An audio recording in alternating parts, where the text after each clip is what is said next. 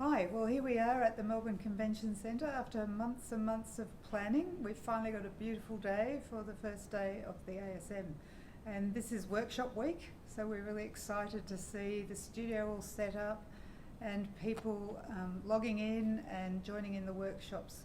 So far everything's going really well and we're really excited to see it all coming together. And then the scientific program starts on Friday. Yes, it's going to be great. You paid for the whole seat, but you'll only need the edge. I think it's fairly safe to say that this meeting, all the way it's formatted, is very, very different from the way that Chris and I thought it would look when we signed up for this, nearly 2.5, 3 years ago. But COVID has forced a number of changes on us, and I think after the event of last week, it's really demonstrated that going virtual was the right choice, not only to guarantee that the meeting can occur in spite of outbreaks, but also to make sure that you have a good experience at home. It's meant that we've been able to be a lot more broad with the scientific program because it's a lot easier to bring international speakers in, and you'll see that reflected all the way through in terms of the excellent speakers that we've got coming from overseas. Our international keynote speakers are Professor Hugh Hemmings, Professor Cor Kolkman, and Associate Professor Megan Lane-Fall, in addition to our own Australasian visitor, Professor Alicia Dennis. They're going to be all the way through the program, and in addition to that, there are multiple other international speakers who have kindly agreed to join us.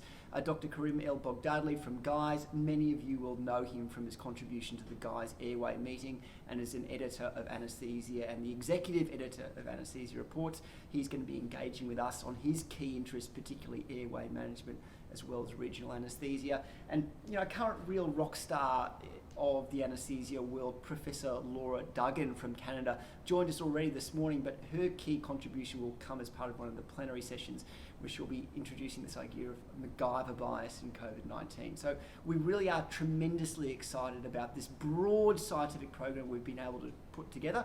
Of course, I'm biased because with Chris's assistance I put it together, so of course I like it, but please keep the comments coming, and we really want to hear from you and get your feedback about how the meeting's evolving.